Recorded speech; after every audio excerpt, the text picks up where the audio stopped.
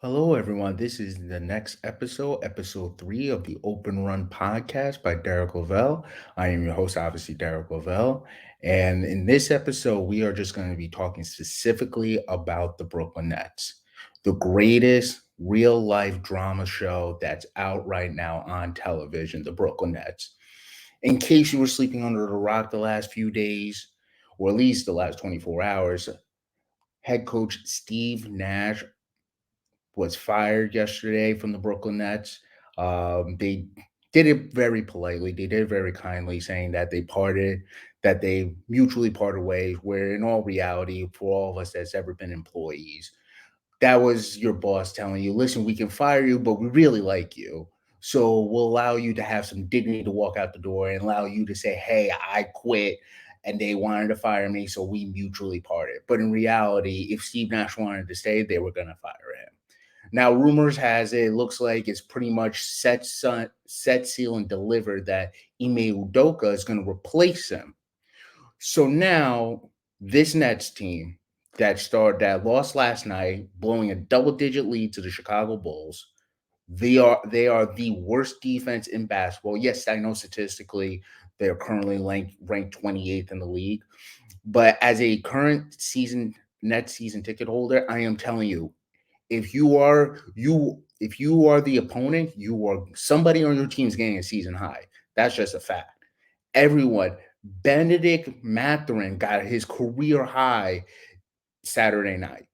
Zach Levine got his season high. John Morant got his season high. Zion Williamson and Brandon Ingram both got their season highs opening night. Like, the Nets don't play defense. They look lifeless. I was at the games both for both Indiana games, Saturday and Monday night. Saturday night was really weird. Saturday night, Katie looked lifeless. Katie was just going through the motions. He really wasn't into it. He didn't have that same energy, that same aggressiveness. He was kind of allowing guys to, make up their own shots, kind of allowing the offense to go through other guys, not really being aggressive. Monday night was a little bit different. He was really aggressive, and then obviously last night he was extremely aggressive coming out of the gate. But what I think this team has shown and has done, um, quite frankly, it quite frankly, it's time to have. I know this is a hey, let's beat up on Steve Nash. Hey, let's beat up on Sean Marks. Hey, let's beat up on Kyrie Irving. Rightfully so, by the way. Um, but I want to look at Kevin Durant. And I think it's time that we have a serious conversation about Kevin Durant. He is a lot like Aaron Rodgers is in the NFL. And what I mean by that is no one questions how insanely talented they are. Aaron Rodgers is considered the greatest thrower of the football in NFL history. I personally think Kevin Durant is the greatest scorer in NBA history. He can do it on all three levels. He has handle. He's lethal in the mid-range game. He's about 38% three-point shooter. He's a 90% free throw shooter. He can get to the rim. And also, by the way, he's doing all that at 7 feet tall. So he is the legitimate cheat code of NBA history. But if you take the Golden State era away, he's only been to one finals. He's only been to one finals. And you can't use like the LeBron when LeBron, his first stint in Cleveland, like he didn't play with anybody. In his in his time in OKC, he played with Russell Westbrook and James Harden. In Brooklyn, he played with James Harden again and Kyrie Irving and now Ben Simmons. Like, Kevin Durant has played with all NBA, future Hall of Famers, literally league MVPs, top 75 guys in this league. And yet he's only been to one finals outside of his run in Golden State. Now, what Draymond said, guess what? It's true. They won before him, and now they won after him. And the reason why I hurt Kevin so much because he knew it was true. And Kevin didn't want to face the reality of maybe I'm just a really great solo act. Because by the way, look what he's doing this year. Scoring 30 points a game. He's grabbing about 9 rebounds a game. He's dishing out about a little under 5 assists a game. He's playing some of the best basketball of his career through 8 games so far. Yet they're not winning. Like, this is the same thing that Laker fans, and I'm a Laker fan, that LeBron has shown that if LeBron has an A game or has like an A plus game to LeBron standards, it was always a guaranteed win, no matter what. Like, hey, LeBron James, if LeBron plays amazing, you're going to win the game. Plain and simple. Now, if LeBron plays a great game, it may be competitive. And that's because of how the Lakers roster is, and that's because Anthony Davis is a has shown to be a top 15 player instead of a top 5 player. With Kevin Durant is experiencing the same thing. That Kevin Durant can play out of this world. He can play amazing. He can play A plus level Kevin Durant like we know it. And guess what? It's going to come down to the wire, or because Brooklyn is so bad on defense that they're just going to falter at the end of the game because they can't make stops. And then teams are just saying, we're just going to double team, triple team Kevin Durant. Chicago literally was saying like every single time he touches the basketball. We don't care. We don't care that there's a guy named Kyrie Irving on the floor with you. We're going to double you like we're like this is AAU or this is high school basketball. Like, you are clearly the best player. We are not scared of anybody else. And then Kevin got a little more aggressive. He changed where he caught the ball. He changed the spot on the floor, and he was a little more aggressive where it was harder for them to double team. But the reality to me with Kevin Durant is a bigger issue, that maybe Kevin Durant is just a really, really, really, really great scorer, but he's not a great leader. And he's not a guy, when you look back, it's like, hey, when you look at the Steph Currys and the Kobe Bryants, those guys are great leaders that are also great scorers. And they led in different ways. And the reason why I chose those two guys specifically is because I think that was his goal. That should have been his comp. Obviously, he wants to be in that Michael Jordan, LeBron James conversation, that Magic Johnson, Larry Bird conversation. I just think at this point in time in his career, he's never going to get there. So that next level is the Kobe, Steph Curry conversation. And what both of those guys have in common with Steph and Kobe was that they were able to be the second guy, or perceived to be the second guy, while still being like a super duper star, where they could be an elite level contributor and player, and guys who were real fans of them will highlight their impact and say, like, it doesn't matter. They're doing winning things. They're just, somebody else is just better than them. But once they are on their own team, or once they are the man again, they can lead a team to a title. And that's what Kobe did in the 2009-2010 season for the Lakers. And that's what Steph did last year for the Warriors, where now the championships are solidified for Steph. The championships were solidified with Kobe. And now it makes us question with KD. He's like, hey, man, like, yes, that 3-year run with Golden State was insane, was absolutely gross. It's some of the best basketball that we may have ever seen. The 2017 Warriors may be the greatest basketball team we may ever see. But it's time to have a conversation that, hey, Kevin, like, maybe maybe you should stay there. Maybe Kevin made the wrong decision because he got greedy, and he really thought for a second. It's like, hey, let's look at how LeBron did this. LeBron was stuck in Cleveland, went to a finals super early, super young. No one saw it coming.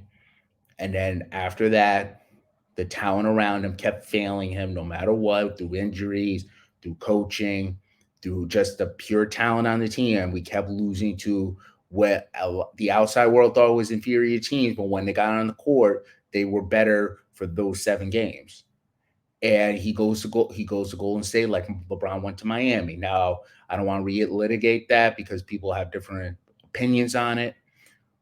But in Kevin's mind, the champion. He won the titles. He figured out how to be in a winning culture. He figured out he was taking things that Golden State did the same way LeBron took from what Miami did. He learned how to be a champion, learned how to be a championship leader from Dwayne Wade. Then when he leaves from Cleveland, he's taking that knowledge and now he's reincorporating it to a young Cleveland team. And that's what I thought Kevin Durant was doing in Brooklyn, that he was going to go to Brooklyn. Him and Kyrie were going to take their championship DNA, their immense talent, and be able to infuse the culture, take a team that has not won, that was just a frisky, nice, great story, great like, hey, if you're a real hardcore NBA fan, the Brooklyn Nets were one of those teams where you'd be like, man, they're not going to be on the public radar or the national radar, but they play hard. They got a lot of nice young pieces, and that's the team that could win. That could win if they get a superstar or two. And they got the superstar. They got two superstars, but what the reality became was the two superstars that they got were not championship character guys. And I know that sounds harsh, but the reality is that Kevin Durant just wants to be a hooper. And it's actually the thing I love about KD the most is that I know he genuinely loves the game of basketball. Like he genuinely loves the game of basketball. Just like the same way I do, the same way you do as the listener.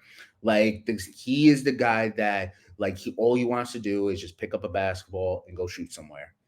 He's the guy that during the NBA lockdown, he was literally going around the country playing open runs, playing pickup. Like that's the type of mentality, that's the type of basketball player I want my favorite basketball player to have. That he loves this game, that he needs this game because I love this game, right? But the problem is that Kevin has always failed to realize that with that, you also need to uplift your teammates. You also need to get into your teammates' faces. You also need to say the difficult thing, right? And guess what? That's a burden. That's annoying. That's can be very stressful that he's going home and I promise you, LeBron's going home and he's thinking about how can I reach AD. He's going home and thinking about, man, how can I get the best out of Austin Reeves? Or man, okay, what we're gonna do with this Russell Westbrook situation. He's going home and thinking about that, right? Whether that's right or wrong, that's what the money's for, man. That's what being the head of the table. That's what getting that tag superstar means.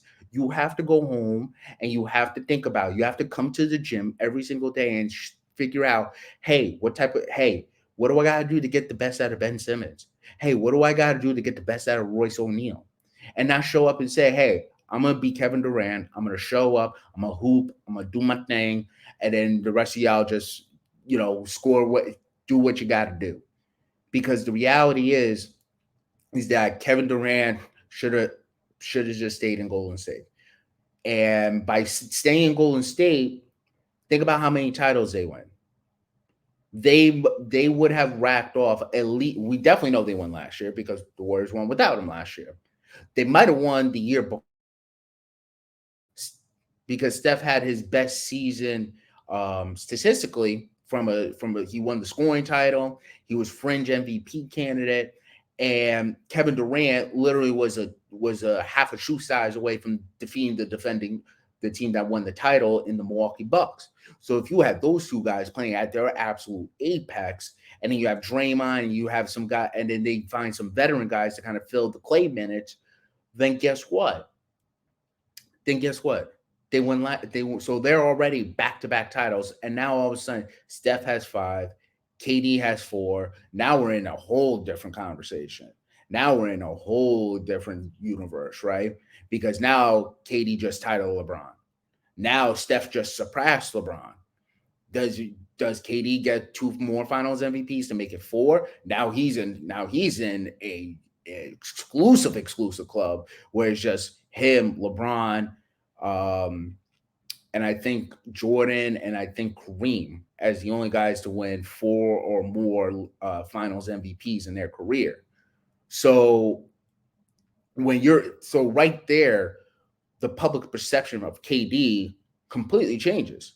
Now for Steph will rightfully or wrongfully will get the tag of like, yeah, but he doesn't have a Finals MVP.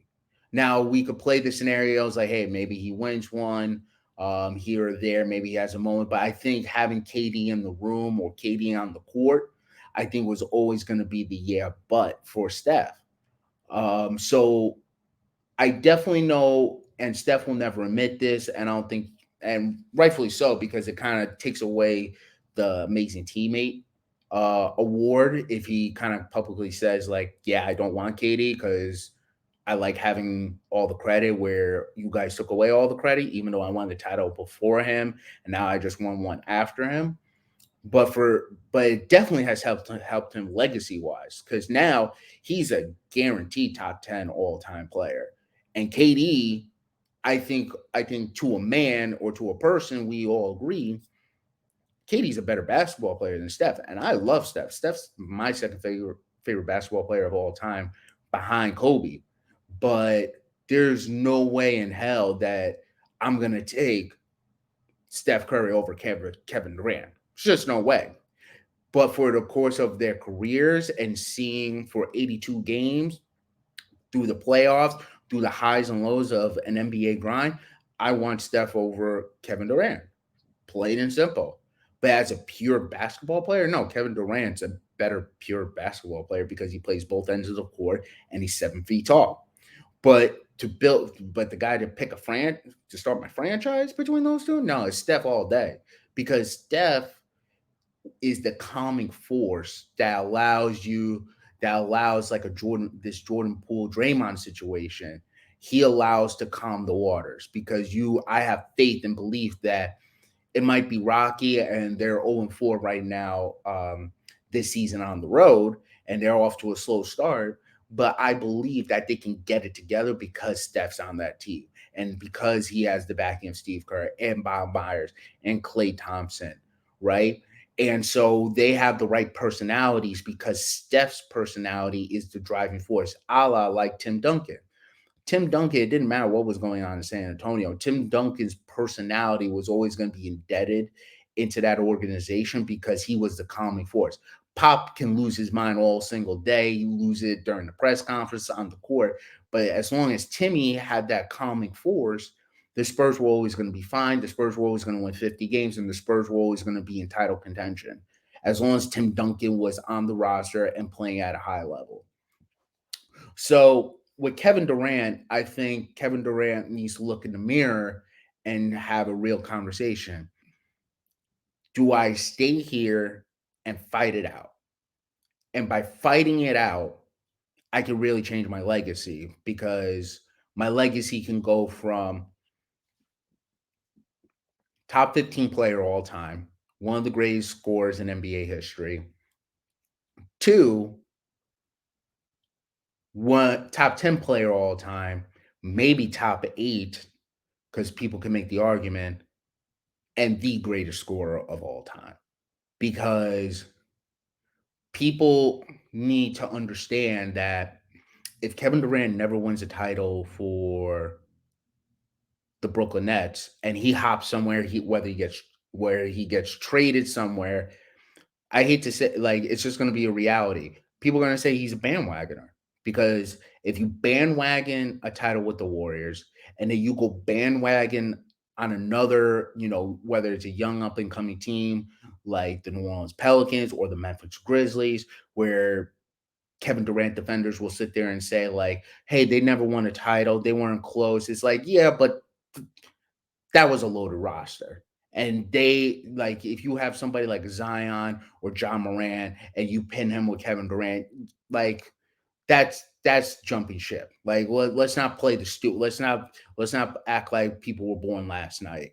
All right, like that's the reality of the situation where we're gonna criticize and rightfully so. I will 100% criticize KD if he demands a trade and he goes to the Suns or the Grizzlies or the Pelicans or the Heat, where you're saying there's like, really, dude, really, like you left the ideal situation. You left Golden State. That was the perfect spot for you, and you left it For what? For what? Oh, because you rightfully so, as somebody in your prime who just won 2 titles when you were healthy, thought that anywhere I go, titles will follow. And guess what? You picked the wrong running mate. And that's the next person I want to talk about is Kyrie Irving. Now, Kyrie has he I don't know how many of you have seen these people. I'm sure you've interacted with them. Kyrie's the type of person where he he he wants to sound smarter than he is because he thinks he's smarter than he is because he went to Duke for 6 months. But the reality is that Kyrie is as dumb and immature and hard headed as some of the worst people that go on social media.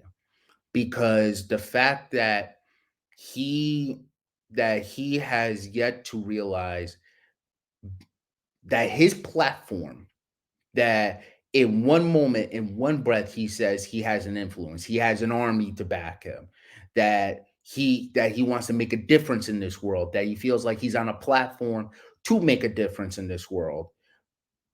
To say all that in one breath, and then in the very next breath, contradict all of that by saying, why are you putting me on a pedestal?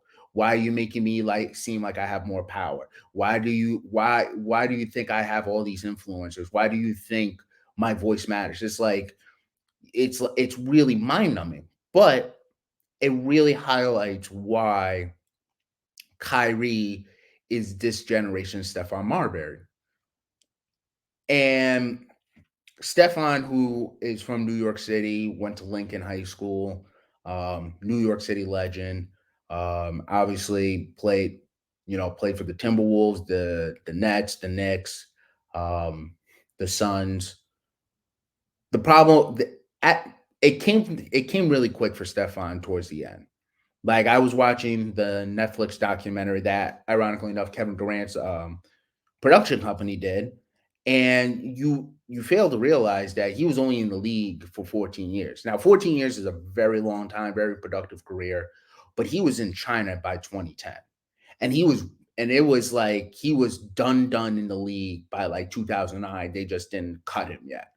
Um so 14 years, but like he was only 33 years old.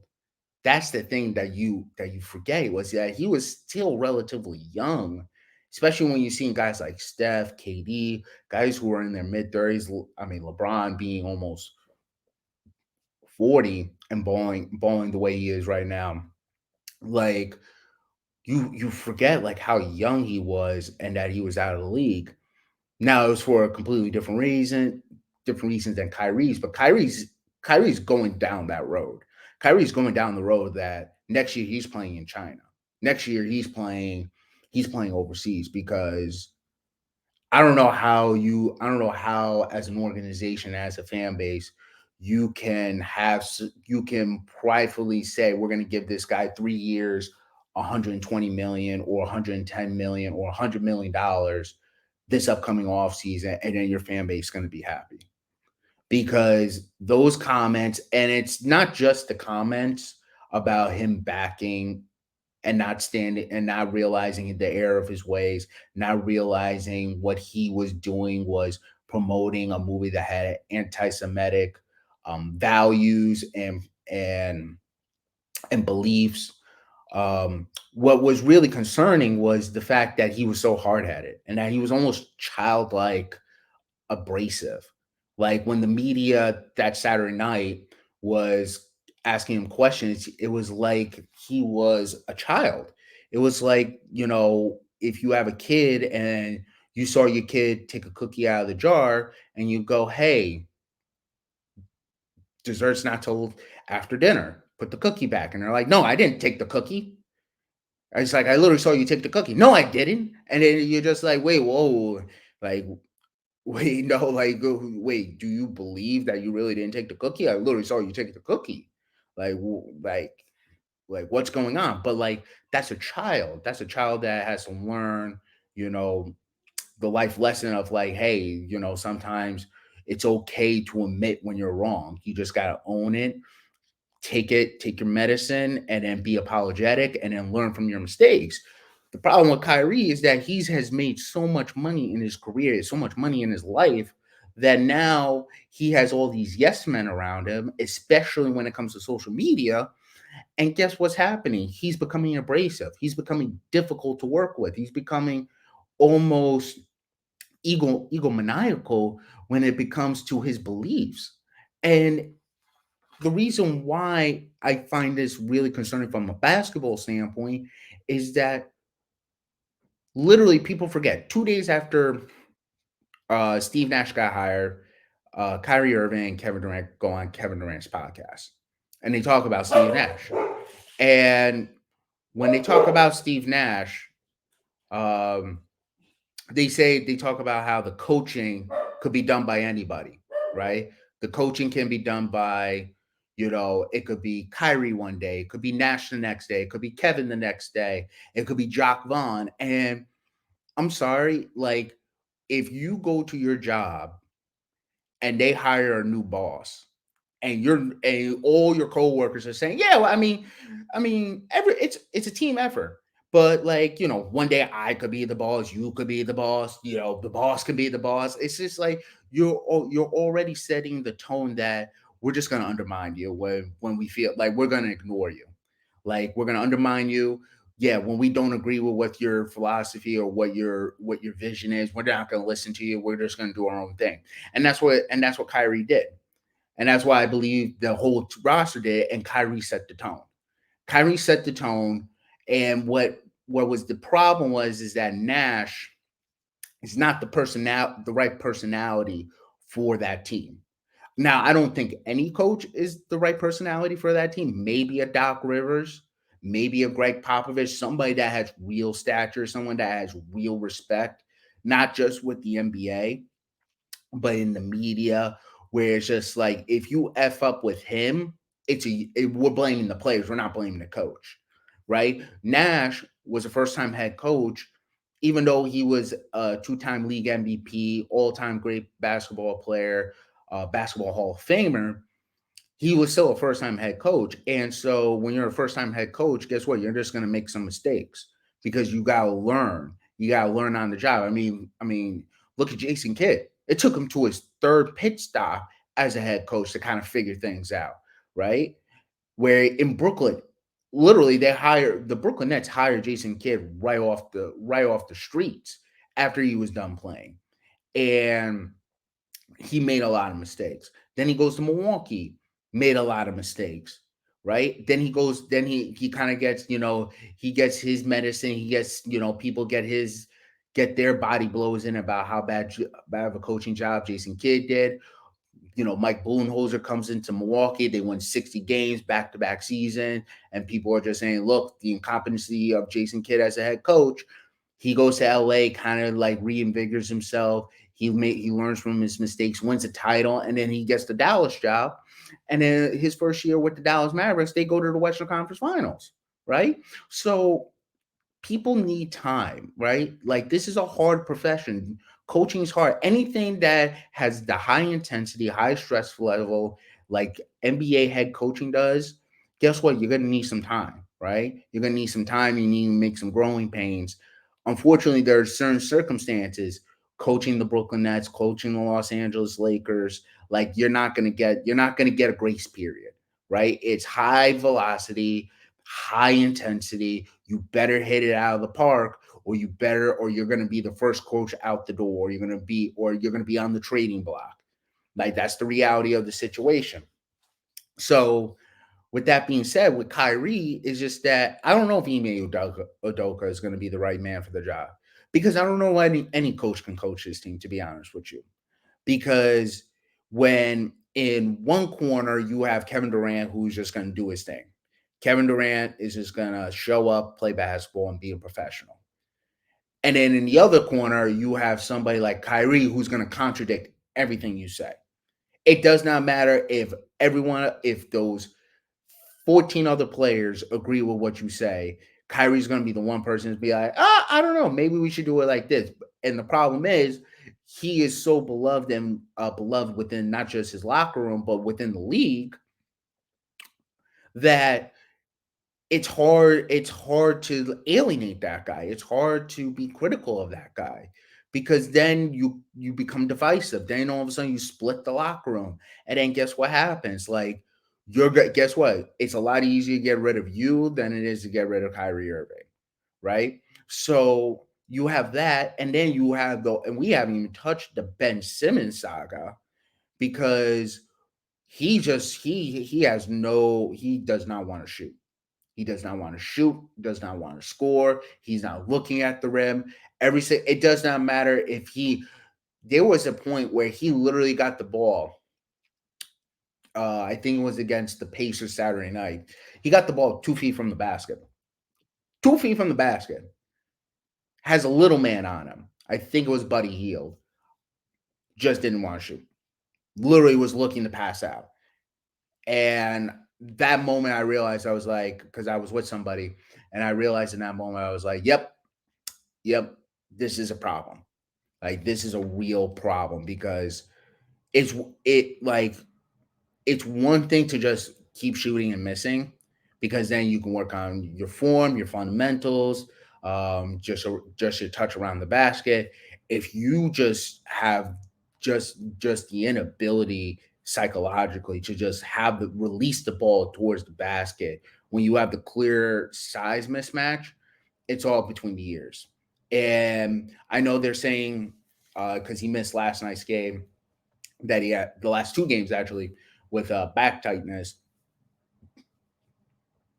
I think it's more in between the years, and they're using back tightness as a viable excuse to give him like a little R&R because right now he looks like a shell of himself. He's getting torch on defense. He's playing overly aggressive. He's getting dumb fouls. He's playing. He's playing. He's playing too much. He's always playing too fast. Like he's playing the best offensive player on the opposing team, and he's always allowing them to get into his body. And what made Ben such a great defender was his ability to to cover so much space because Ben's a legit 7 feet tall and he has a massive wingspan and he's quick and he's fast and he has great timing and he has great instincts.